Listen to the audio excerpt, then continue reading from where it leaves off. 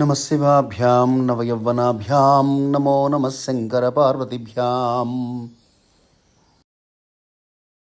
శుభోదయం. ఈ సంవత్సరం అంటే ఆంగ్ల కాలగణన ప్రకారంగా క్యాలెండర్ అంటూ ఉంటాం.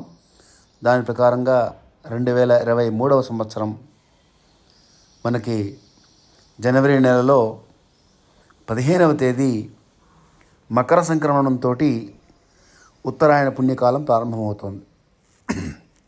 అంటే ఉత్తరాయణము అంటే అయనము అంటే నడక, రామాయణము అంటున్నాం అంటే రామస్య అయనం ఇది రామాయణం అంటే రాముడు నడిచిన దారి రామాయణం. కాబట్టి సూర్యస్య అయనం సూర్యాయనం అనాలి కదా. మరి ఉత్తరాయణం ఎందుకంటున్నాము అంటే సూర్యభగవానుడు మకరంలోకి ప్రవేశించిన తర్వాత ధనుస్సు నుండి మకర రాశిలోకి ప్రవేశిస్తారు. ఆయన నెలకొకసారి ఒక రాశి మారుతూ ఉంటారు. అలా మారుతూ ఈ నెల జనవరి నెల 15వ తేదీ నాడు మకరంలోకి ప్రవేశిస్తారు. ప్రవేశించగానే అక్కడి నుంచి మళ్ళీ కర్కాటకంలోకి వెళ్ళే వరకు మకరం, కుంభం, మీనం, మేషం, వృషభం, మిథునం ఈ 6 రాసుల్లో అంటే 6 నెలలు సుమారుగా దీనిని ఉత్తరాయణం అంటారు. అంటే సూర్యుడి నడక ఈస్ట్ నుండి నార్త్ వైపు ఉంటుంది సూర్యగమనం. మీరు కనుక గమనిస్తే సూర్యుని రోజు అర్ఘ్యప్రదానం చేసేటప్పుడు గమనించండి, సూర్యుడి యొక్క మూమెంట్ ఈస్ట్ నుంచి నార్త్ వైపు పెడుతుంది. దక్షిణాయనంలో ఆయన ఈస్ట్ నుండి సౌత్ వైపు వెళ్తూ ఉంటారు. సాయంత్రం అయ్యేటప్పటికి అస్తమించే సమయానికి సౌత్ వైపు ప్రయాణం సాగుతుంది. ఎగ్జాక్ట్గా 90 degrees ఉండదు, కానీ కొంత యాంగిల్లో ఉంటుంది. మీరు గమనిస్తే మీకు అది అర్థమవుతుంది, ప్రత్యక్షంగా మన కళ్ళకు కనబడుతుంది.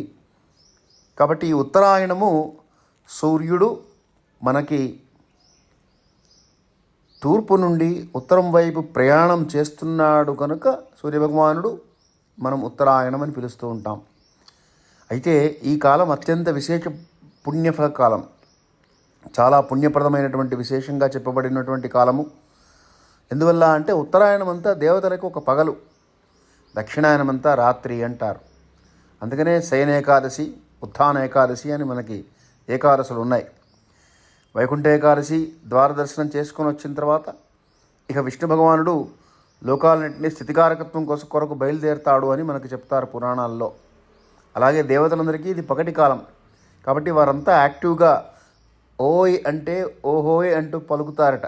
అంత తేలిగ్గా అంత సులభంగా పుణ్య సముపార్జన చేసుకునేటువంటి కాలము ఈ ఉత్తరాయణ పుణ్యకాలం.